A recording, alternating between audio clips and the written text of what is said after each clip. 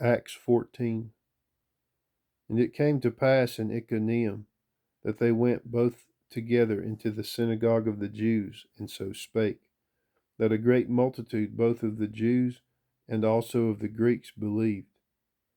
But the unbelieving Jews stirred up the Gentiles, and made their minds evil affected against the brethren.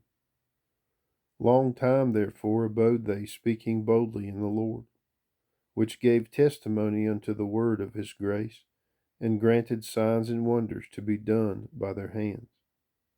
But the multitude of the city was divided, and part held with the Jews, and part with the apostles.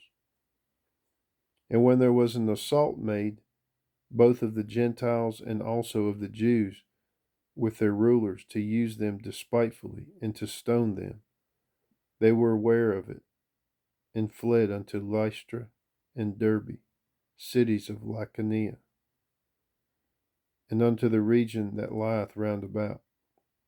And there they preached the gospel. And there sat a certain man at Lystra, impotent in his feet, being a cripple from his mother's womb, who never had walked. The same heard Paul speak, who steadfastly beholding him, and perceiving that he had faith to be healed, said with a loud voice, Stand upright on thy feet. And he leaped and walked. And when the people saw that what Paul had done, they lifted up their voices, saying in the speech of Lycaonia, The gods are come down to us in the likeness of men. And they called Barnabas Jupiter, and Paul Mercurius, because he was the chief speaker. Then the priest of Jupiter, which was before their city, brought oxen and garlands unto the gates, and would have done sacrifice with the people. Which when the apostles Barnabas and Paul heard of, they rent their clothes and ran in among the people, crying out, and saying, Sirs, why do ye these things?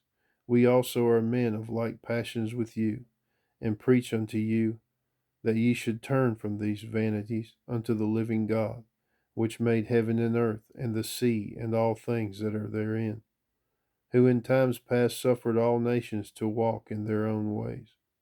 Nevertheless, he left not himself without witness, in that he did good and gave us rain from heaven, and fruitful seasons, filling our hearts with food and gladness. And with these sayings scarce restrained they the people, that they had not done sacrifice unto them.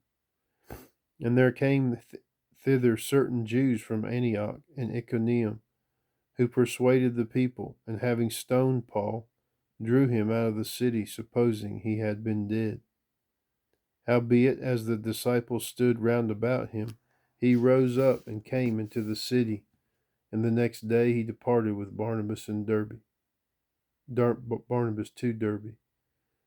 And when they had preached the gospel to that city, and had taught many, they returned again to Lystra, and to Iconium, and to Antioch, confirming the souls of the disciples, and exhorting them to continue in the faith, and that we must through much tribulation enter into the kingdom of God.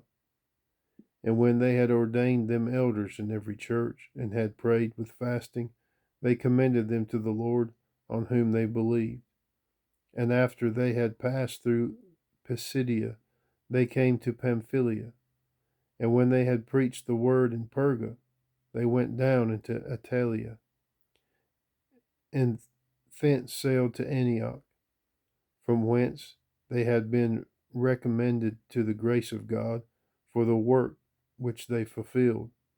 And when they were come and had gathered the church together, they rehearsed all that God had done with them, and how he had opened the door of faith unto the Gentiles.